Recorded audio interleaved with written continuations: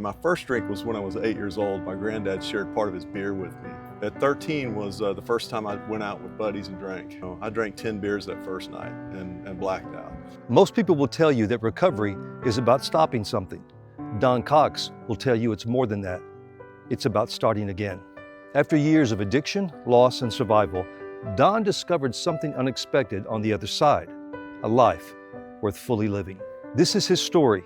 Welcome to Stories That Shape Us.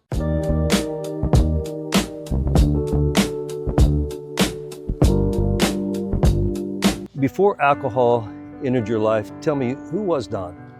Kind of an isolated kid. I was a single kid, real overweight. I wore the big Wrangler jeans and just real introverted. I mean, family loved me and everything, but man, I remember being birthday parties when I was a kid, just thinking, man, I wish everybody would just leave. Just like open my presents. Nearsighted, big, thick Coke bottle glasses in the 60s, so really kind of introverted. I know that you've talked about you first drank at 13. What did that give you that you didn't have before? My first drink was when I was 8 years old. My granddad shared part of his beer with me, and it was kind of a weird thing to remember as an 8-year-old, but I remember the sweat on the glass, the kind of beer, exactly how it tasted, the food that we had, the shrimp boats around the restaurant we were at. At 13 was the first time I went out with buddies and drank. I drank 10 beers that first night and blacked out. Wow, at 13? Yeah, at 13. So really that's the first time I ever drank like I wanted to drink, and even though I didn't know how I wanted to drink, it was just unabated on. And it was wide open, and I remember thinking, I don't care what anybody thinks about me anymore. I don't care what. I wasn't self-conscious. It gave me something I hadn't been able to pull out of myself before. It gave me freedom from what you thought about me and anybody else. So when you took your first drink at 13, was it to be an acceptance of those that were with you? Is that what started it and it led to something else? Yeah, I wanted to be a part of something. I mean, you know, even in my adult life, I believe most people want to be a part of something, and I want to be a part of that. And alcohol gave me that, you know, beer gave me that. That part of you that you say it kind of helped you not care about what other people thought about you, was that a surprise to you? Yeah, I remember it was, I was sitting in the back of a 1971, it was 1976, and it was a 71 lime green Dodge Satellite with a Craco 8-track, Jensen 6x9s on the rear deck, and I was in the backseat drinking. I was like, now I know what heaven's like. So do you remember what song was playing on the 8-track? Yeah, the song was More Than a Feeling by Boston. Oh gosh, dude, how appropriate was that? How did you, see, that wasn't even one of the pre-interview questions, and yeah, that was the song, and yeah, how appropriate. At what point did drinking stop being a choice and start being a necessity? Yeah, I can't remember any particular point or exact moment on a timeline, but I remember kids in high school and my early 20s, but even in high school, they said, man, why, you know, I would drink so much and black out or throw up or whatever, just be an idiot. And guys even then would ask me, man, why don't you stop? Why are you drinking so much? And I couldn't answer the question, so I guess that line had already been passed, and I just missed it. I don't know when exactly it was. I mean, like I mentioned, I blacked out that first time, so it almost from the get felt like a necessity. Well, the kids that were with you, were they at the same level, or had you surpassed them? No, they didn't. I mean, they looked at me, and it was, you know, the peace and ease and the comfort that I got from it before, then I just became the odd bird out again. Because I drank differently. I just drank differently. Their experience was very different than mine. They would drink a couple or 3 or 4 and seem to be feeling better and have a good time and stop, you know, and I just kept going. So you took it to a different level. What do you think was making you do that? Well, I mean, you know, there's a lot of parts of my history I've looked at that, and you know, on a personal level, I think most, you know, people that drink like that are almost genetically set up for it.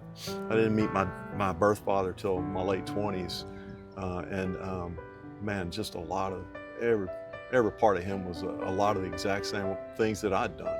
It's like I was kind of pre-wired for it. Yeah, I met a girl one time who was an alcoholic, and ironically, she was a bartender. But she said, I'm around this because I look at it and it makes me not want to be around it because I see how other people act. But she told me that her first drink, she became an alcoholic. Did you feel that way as well? I think so, yeah, looking back. I mean, I don't, I said I was a nearsighted kid and Coke bottle glasses, and for me, life's kind of been like that. I don't see too well what's happening forward, but my hindsight is 2020, and I look back and it feels like it was like that. Well, I know that you went through rehab, you went through jobs, you went through marriages, and it did cost you a lot. Was there ever a moment when you thought, wow, this could cost me my life, this could kill me? It was just general feeling of bulletproof, the whole way. It was like, it's not, that's not gonna happen to me. Towards the end, it was just, I don't even really care anymore. It was, wasn't intentional suicide, but I mean, ultimately that's what was happening. But in the beginning, it was just like, it's not gonna happen. Nothing's gonna happen. So you had a lot of denial that what happened to other people couldn't happen to you. Yeah, I mean, even sitting through 9 treatment centers and hundreds of hours of therapy and, any and all that, I would see everybody's experience, and mine was no different. I mean, the drug or the alcohol or whatever the addiction would have been might be different, but ultimately the result is the same. And I thought, well, that's not gonna happen to me. I'd go to a rehab, burn 2 weeks of vacation there, work as long as I could, and then next year spend the next. Wow. So did you ever, during the rehab experience, did you ever hear a story when you went, wow, that one kind of gets to me? None that scared me. Curiously enough, a guy, I went through one rehab, and this guy, it was a separated wing, and there was this guy making all this noise. He was throwing furniture and everything up against the walls, and we were in a group therapy meeting, and this guy wasn't supposed to be in those yet. He was detoxing. He was a heroin addict, and came down to the meeting, and he wasn't supposed to be there. And the therapist said, John or whatever his name was, you're not supposed to be in the meeting. We're talking, and he goes, well, I got something to share, and she said, well, we're talking about getting our needs met, and I mean, this is crazy. This is all I remember from the rehab. It's this guy's story. And he goes, well, what I really need right now is some heroin. And I thought, he was honest. I was like, now that guy I relate to. And I'd never even done heroin, but I thought, that's me. So I don't know how many thousands of dollars that rehab cost insurance, but that was my one takeaway. I related to the one guy that was a heroin addict. It was an expensive story. Yeah. A lot of people out there think that sobriety is simply about quitting something. What was it more about for you? I needed a design and a way to live that worked. And what I believed was working for me hadn't worked for me or anybody else in my life for years. So, in the end, it wasn't looking necessarily for looking for something. It was just about looking to be free of all the pain. And there's being done, and then there's done. And in the end, it was just, I couldn't do it anymore. Now, I'd said that, I didn't go through a bunch of rehabs because I'm not sharp, and Yeah. I'm a slow learner, obviously, but and there was a lot of pain and all that. But the last time, for some reason, it was there was an aha moment in that treatment center, and that was the last one. Now, you've spoken about the first 13 years of sobriety were about learning to live it all. What really surprised you about that time? Well, I've got 25, 26 years now, so those 13 years were, I learned a lot. When you stop drinking, life comes at you, and you got to deal with that. And I'd forgotten all the things, just the simplest things in life. I didn't know how to do. I had to get a small little rent house. I had to get a job. I had to rebuild a career. The simplest things. I'd forgot how to mail bills in. I didn't. Wow. I sat in my little rent house because I told you I'd been self-conscious and not wanting to ask people for help. That first winter, it had a little gas, like in the wall heater, Mm-hmm. and you got to light the pilot light and everything. Well, I didn't know how to do that. Really? And I didn't know how to ask anybody. So I sat in my little $600 a month rental house, working my new job. I froze the first winter because I was scared to ask anybody how to light the. Well, it sounds like those 13 years it took you to basically learn some things that the alcohol had taken from you. That learning curve, did it affect that at all? Yeah, I've forgotten how to work. I mean, all little pieces of it. I'd forgotten how to be, long before I ever lost a job, I was unemployable. I mean, you can go to work and not be effective, and that was me. And I remember asking an old guy once, I came in after, in really early sobriety, I'd asked this guy, I came in, I was torqued about something at work, and somebody had said something, and I said, man, I just don't know what to do about it, so, and he goes, well, I'll tell you what I did. When people asked me to do things at work, I did that. And I said, and what else? And he goes, no, that's it. Just when somebody asks you to do something at work and they're paying you to do it, go do that. And it sounds super simple, but man, it was exactly on point with what I needed to hear and see. It's like, just go do what you're asked to do. Now, I know that you had a near life-ending stomach bleed. How did that moment change your relationship with life? Yeah, that was a big one. I mean, as far even, that ranks up there with, being so, getting sobriety, and it was probably 12 years ago, 10 or 12 years ago. And I'm sitting in the office, and I'm a manager, and I bit my career back. And I had a neck injury when I was younger, and so I'd eat Excedrin, aspirin, like candy during the day sometime if that would start flaring up. And I'd get the cheap stuff, and it was this unbuffered aspirin. And it happened, I'm sitting in the office one day, and I felt really cold and shaky, so I went to the restroom in the middle of the building, passed out.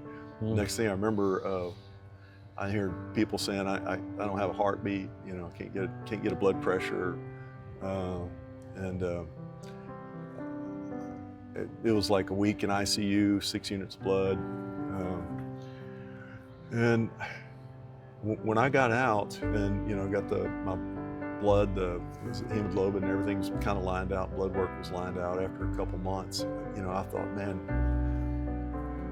if somebody hadn't caught me or seen me in that restroom, it would have been done, over for Donnie Boy. So it was kind of a mad rush to experience life from there, because I realized, wow, it could have happened. When I was drinking, the dying part didn't scare me, but when I was sober, I realized I had a lot to live for me and for others. So it changed everything. Was there a single person, as far as the alcoholism, that got you on the right track, that said, hey, I'm the one that's going to step in for you here? Was there one person that did that, or a few people? A few people, yeah. There's a lot of close friends in recovery groups, and of course my wife, who was my girlfriend then, she was right there with me, and my mom that gave me the last chance. I mean, she'd given me tons of chances before, but out of that last rehab, it wasn't a rehab, it was a neuropsychiatric unit that I rolled out of. I had an aha moment in there. I thought, man, why do I keep coming back to these places full of crazy people? And the thought was, maybe I'm crazy. So I called my mom, and I'd called her, dozens of times in years past, and 3 hots in a cot. I'd show up at her house and get meals and stay for 3 or 4 days, and I was off and running again. And that time, that for some reason, that was it. And she gave me the one shot, and I stayed at her house until I went to my last halfway house. And so, what do you think was different about that time? I mean, I don't know. It's some people's sobriety starts. They have a moment and they go, "This is crazy. I'm not going to do that anymore." Mine was obviously very different through all the years. I didn't get it the first, second, third time. Everybody's got different bottoms and different levels of pain they're willing to endure. I don't know. I said there was an aha moment. I feel that there's been lots of little aha moments like that for me, and I choose to call that God, that somebody reached in and said, I didn't recognize it at the moment, but they reached in and said, hey, you're done, and I got you. It was just a moment in time, and I was just given enough. I was just given enough ignorance, just long enough to get some sanity back, and then found a way to live that worked after that. Well, what was it that made you decide not just to survive, but to start experiencing life? Well, that moment that I had the stomach issue, when I came out of that, there was a pretty clear awareness. Now, I wouldn't have had that if I'd been drinking still. I mean, that was 13, 14 years into 20-something years, 25 years of sobriety. So if I'd have been drinking, I wouldn't have seen it. But sober-minded, I saw that, man, just in a moment, it's all gone. That was probably the moment. Following the stomach bleed scare, your life changed drastically. You started running races, started scuba diving, started traveling. You even became a flight attendant at 57. Where did that courage come from to do all those things? You call it courage. A lot of people I talked to thought it was crazy, and still, I left a pretty lucrative career to be, pass out snacks and mix drinks on a plane. And the running part, I've never been a natural athlete. I love playing pickleball out here, but with a lot of people that are natural athletes, I'm not one. But I started running when I took off all that beer weight in my 20s, and I sobered up for a little bit. Weighed 350 pounds, lost a ton, lost 170 pounds, and it was running. And so after that stomach bleed, I started running again, just jogging. I'd never raced before, and I liked the thrill of the game. Once I tasted a little blood of a race and pouring it on, I liked that. And the scuba diving, we just found, me and Bonita, my wife, she wanted to go on a cruise, and I went, and we tried snorkeling, and we tried scuba, and I tried that, and we both loved that. I've since become an instructor in that. And then the flight attendant part, I was an introvert as a kid. I drank, and I got to be around people, and I've always wanted to be around people. Even was DJ'd in a bar for a couple of years. I liked that. And then when I quit drinking, I didn't like people. They made me nervous because it took my solution away. And then I got comfortable. I was like, I like being around people. And flight attendant, man, you're going to be around a lot of people, and really a lot of interesting people. So it's kind of fun. Do you ever think about all the years that you lost by not being sober, or do you count those as years that prepared you for now? I've got regrets, but I use those stories to hopefully that there's somehow a benefit to other people. I really don't have, I'm really grateful for the life I've had. And I don't know if all of those things prepared me or not. I think the things that I've done sober prepared me. The things I, did drinking, it was just a big, long pause. And I'm just grateful I got some life to live sober. Now I know that you now live in Kissing Tree. I live here as well. And when you first got here, you kind of thought, wow, I guess this is where it all ends. Well, what's changed with that? Yeah, it's kind of a sorry thought to have. And a little talking about regrets. I guess I regret having the thought, but I don't. It was a thought. I moved out here. I loved the old house we were in. We were from Friendswood, Texas. I loved that. And we moved out here, and it wasn't buyer's remorse. It was just maybe lifestyle remorse. I thought, man, this is it. And I looked around. I thought, look at all these old people. And I was like, oh, I'm one of these old people. I'm sitting on the pickleball court and watching everybody laugh and have fun. And I'm out there laughing and having fun. And I thought, people didn't come out here to die. They came out here to live and live life fully. The first joke that we had with one of the first new friends we found out here was out in the hot tub. And someone said, it's like a cruise ship out here, and I was like, yeah, it is. It's like a cruise ship without a soft serve ice cream machine and pizza all night. Yeah. I get that. People ask me when I travel, what's it like living in Kissing Tree? And I said, it's kind of like a Hallmark movie. Yeah. We love it here, and kind of the same thing. You talk about, you feel like older people. I remember my grandmother who raised me was so instrumental, but when she was 55, she was old. Yeah, yeah. And we got people out here now, they're 75, 80, that have more life than people I've known that are 40. Yeah, I play pickleball and you know run some out here with the running group a few times and just done stuff, and guys and gals in their late 70s and early mid 80s just out here getting it with all of us. And I think, man, I'm 62. I'm thinking there's 50-year-olds sitting at the house, binge watching Netflix, miserable, with a bag of chips, and here we are living and just loving the community. If someone that's watching this video right now, and that's the reason I do this, is to help people who may be in your situation or other people's situations, someone watching this right now feels like their best years are behind them, what would you want to say to them? I mean, I sobered up at 37 years old, so I thought, man, I've blown it. It's over. And man, my life didn't begin until then. I've met other people in recovery and friends that sobered up much later, and not even just a point of sobriety, just in general. They've had life-changing events or whatever.